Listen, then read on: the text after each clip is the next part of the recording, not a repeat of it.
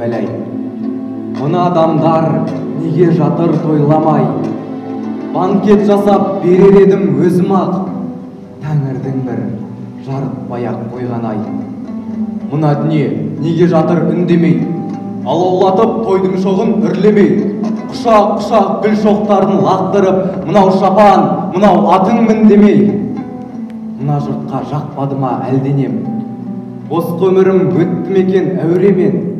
Халқым, сенің қасиетіңді білем деп, бос өмірді сүрдім бекен әуремен.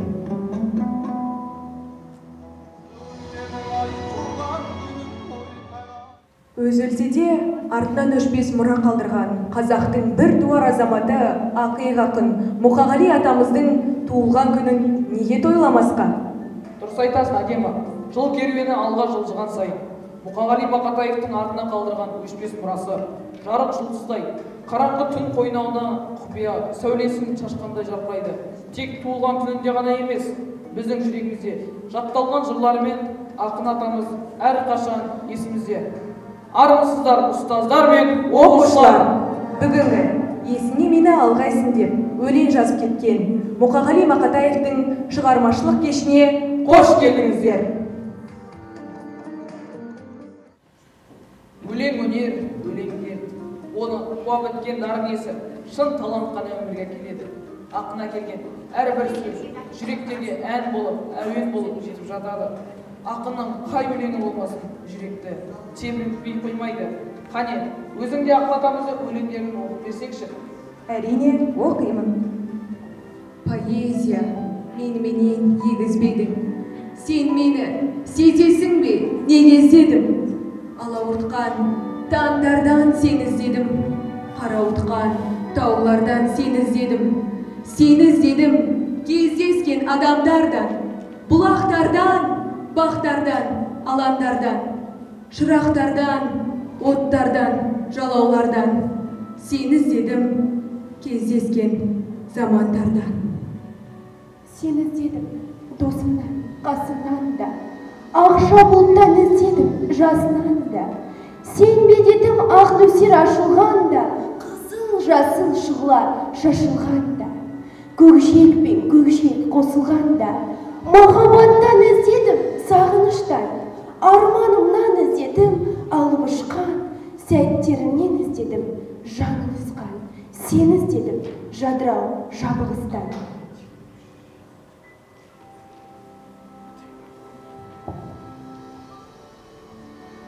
Сен іздедім зеңбірек күрсілінен, күннен, түннен гүлдердің бүршігінен. Қуаныштан түршігу күрсінумен, жүректердің іздедім дүрсілінен. Сен іздедім сезімге у шараптан да, минуттардан іздедім сағаттан да. Сен іздедім, іздеймін тағат бар ма, сені маған егіз ғып жаратқан ба? Пай-пай өмір өтесін ау бір күні, тыясын ау қуанышты күлкіні. Өмір деген бір жарқ еткен найзағай, өмір деген көк аспанның күркірі. Пай-пай өмір өтесін ау бір күні. Болмағандай жүрмегендей сенде біз, кетеміз ау, әй кетеміз пендеміз. Ұрпақтарға береміз де кезекті, біз кетеміз, кету үшін келгенбіз. Өмір деген бұйым емес қолдағы, өмір дейтін ұлы бекет жолдағы. Қанын кеуіп қаталаған кезіңде, сусыныңды қандырсаң бір болғаны. Мына күнде, мына аспанда даланау, бәрімізден қаладау. Өмір дейтін тағатсыз бір қозғалыс, өмір дейтін өлем деп қарамау.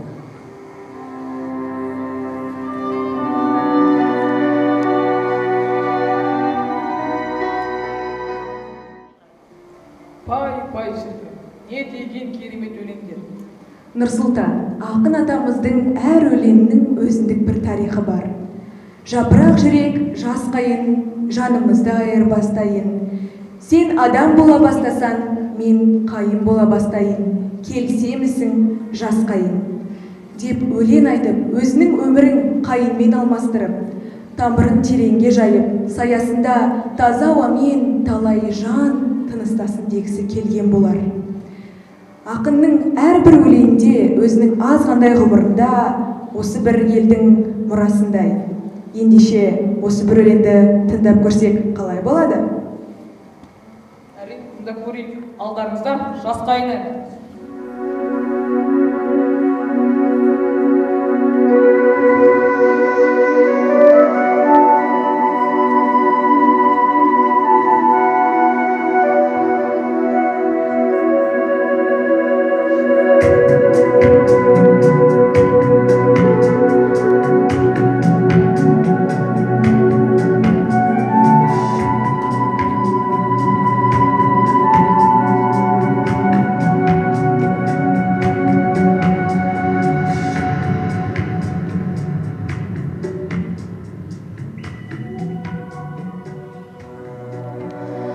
Жапырақ жүрек жасқайын, жанымды айырбастайын.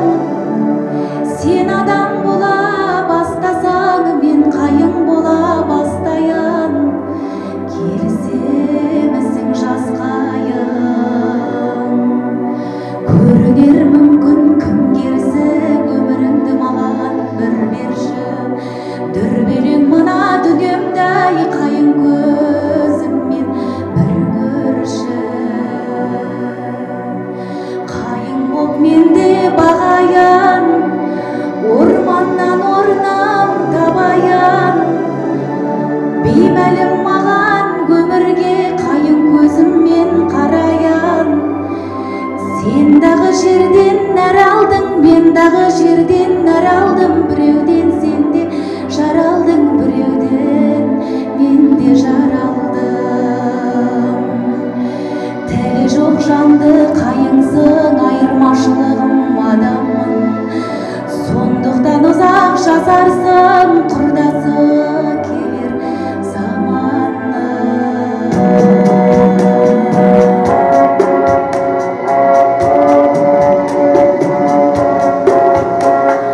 Мендегі бары бір жүрек, ол өлсе мәңгі кеткенім. Сендегі семсері мың жүрек, келгенде жасыл көктемім. Тірілер қайда дүркіреп, бар жолы менде бір жүрек, берікті жүрек сағанмын. Сондықтан ұзақ жасарсың, құрдасы келер заманның. Жапырақ жүрек жасқайын, жанымызды айырбастайын. Адам боп тұрсаң қасқайып, қайың боп тұрам қасқайым. Келісемісің жасқайын, келісемісің жасқайын, келісемісің жасқайын, келісемісің жасқайын. Тәуекел айырбастайын. Өмірге өмір жалғасып, анамыз жерге жармасын. Бір адам бірде қайың боп сүріп өмір алмасын.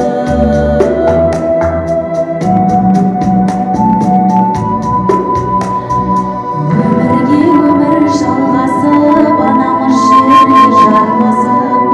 Бір адам бірде қайың боп сүріп өмір алмасын.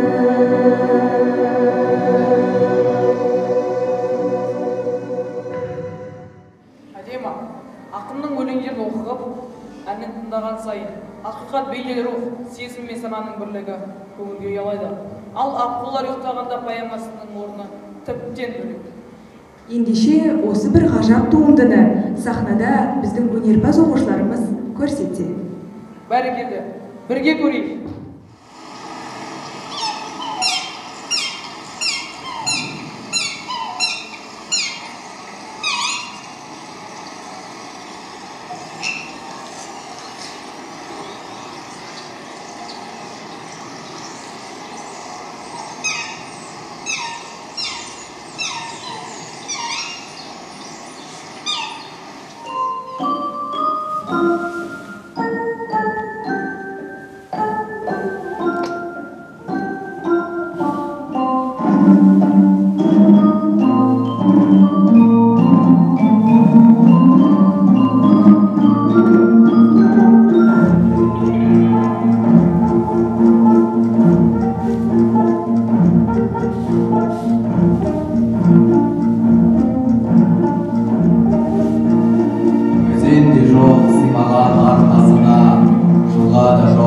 мен жалғасуға, таста тұнған жаңбырдың тамшысындай қалай біткен мына көл тау басына. Әлдилеп ақ төсінің бермейтінін, ағайдың ақ мүсінін сербейтұғын, бұл көлге мылтық алған саятшы емес, тірі жан аяқ басып келмейтұғын. Аққулар аман есен қайтқанынша суына жетір көлдің шөлдейтұғын, суымен сырқаттарын емдейтұғын. Бала жатыр төсекте күйіп жанып, баласының ана отыр күйін мағып, қай-қайдағы бір қатыгез сұрқай ойлар миын қарып барады, миын қарап. Ана күндіз тәуіп шал недеп кетті, әлде өтірік, әлде шын демеп кетті. Аққу менен баланы бастаңдар, деді дағы шаймен жөніп кетті. Тұрсаңшы, таяу қалды таң атуға, неткен жансың санасы жаратылған. Манақы тәуіп шалдың айтқан сөзі, ұмытылып кетті ме санатыңнан? Апырай, қалай барам, атар мына қоқысты қалай ғана. Айдынның аққулары ұйықтағанда, өрген мал, өскен шырша абайлаған, барлығы қасиетке қарайлаған. Оғатан қасиетке қалай ғана, бармаймын, бара алмаймын, қалай барам. Жалғыз ұлдан артық па жалғандар, балам өлсе бақыттың керегіне, топан су басып кетсін қалғандар. Перден сұрап несіне армандығын, құрысын, онсыз сенің жанған мал. Мылтық әкел, ат дертте, жалғандар.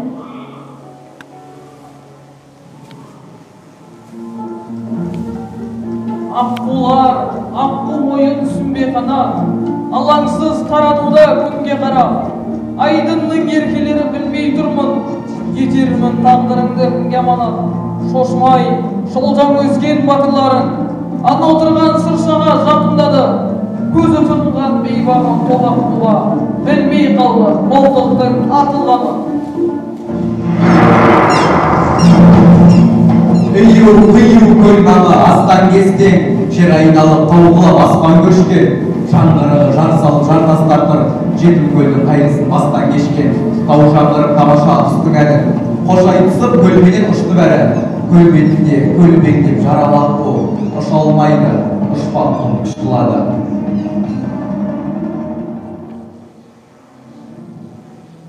Жетім көлдің басында жылқы жатқан, дөңге шығып қарт тұрған жылқы баққан.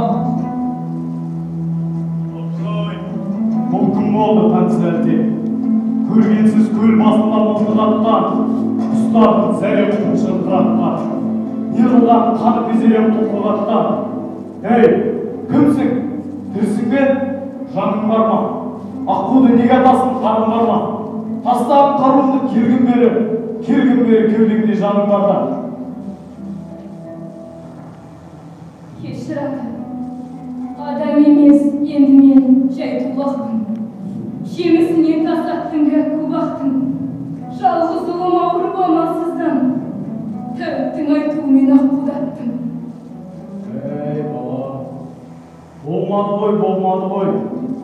Қасиет кетті көлден сорлады ғой. Тәуіптің айтқанның бәрі өтті. Атқаным, қайта ауылға, болжады ғой. Мінатта ауылға қайт. Тағат қылды. Білмеймін, бағаттың ба, сораттың ба. Аққуға кезенерде ырым жасап, түн құрса саусағымды қанаттың ба.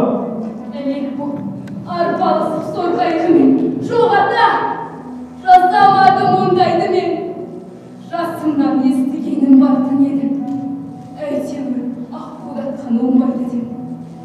Солай, аманат бір құдайға. Қай-қайдағы түседі қырғырға.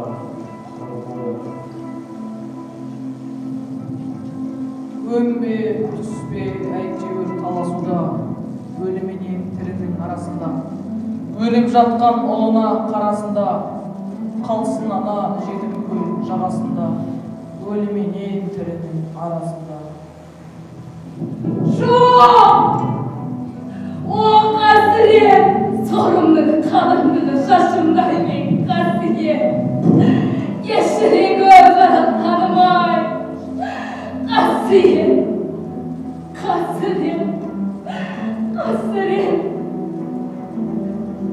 Орнын деген жетім көл жоғалмапты, ортаймапты немесе тауылмапты. Жағалауын жауыпты жасыл жалбыз, қасиетті аққулар оралмапты. Ой, жүрегім-ай, анаға баласының өлімнен артық асқан қасірет бар ма? Өмірде ана баласынан, бала анасынан ажырамас, ғұмыр кешкенге не жетсін? Дұрыс айтасың, әдемі. Өзің айтпақшы, сен үшін бақыт деген не? Мен оны ақын атамыздың мына өлең ізімен жауап берейін. Бірінші бақытым елім, екінші бақытым тілім, үшінші бақытым отаным. Жарайсың. Ал біздің оқушылардың үшін бақыт деген не екенін әнінен білейік. Ендеше бақыт әнін қабыл алыңыздар. Лаура Жұмабекқызы, оқушылар. Бақыт деген сенің бала күндерің, бізге бақыт ән шырқаған үндерің, шыққанда, талғанда, биікке самғанда. Бақыт жайлы менің мынау білгенім, бақыт деген бірде шаттық бірде мұң. Бақытты сол кәрі түндерім, бақыт іздеп азаптан күндегі. Бақыт деген сенің бала күндерің, бақытсыз-ақ бақытты боп жүргенім, бақытында басқасында білмеуін, бақытсыз-ақ ойнап күлгенім. Бақыт деген сенің бала күндерің, бақытсыз-ақ бақытты боп жүргенім, бақытында басқасында білмеуін, бақытсыз-ақ ойнап күлгенім. Бақыт деген әркімдерде бір арман, сол арманның шыққан жері ғұмырдан. Ал мен үшін ең бақытты күндерім, бұл өмірде бақыт іздеп жүргенім. Бақыт деген сенің бала күндерің, бақытсыз-ақ бақытты боп жүргенің, бақытында басқасында білмеуін, бақытсыз-ақ ойнап күлгенім. Бақыт деген сенің бала күндерің, бақытсыз-ақ бақытты боп жүргенің, бақытында басқасында білмеуін, бақытсыз-ақ ойнап күлгенім.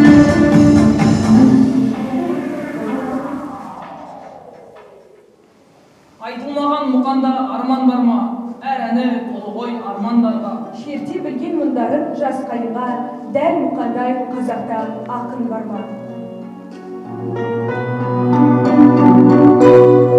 Нұр жауып тұрған көктемде, көктере барсаң көктерге, қоңырау атқан аспанда, найзағай шақшып өткенде, есіңе мені алғайсың.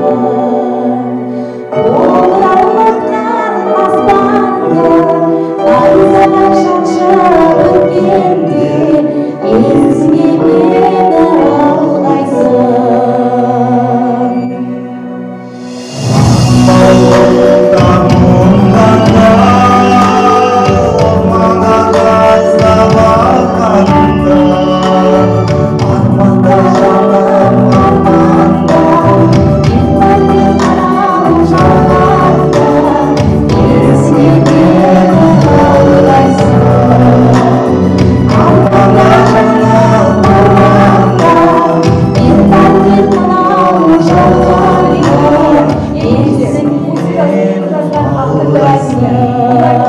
Мұқағали Мақатаевқа көз жұмған жоқ. Қатарымызда, күтпеген қасымызда, әрқашан есімізде. Осымен есімнен нені алғайсың атты әдеби сазды кешімізді аяқтаймыз.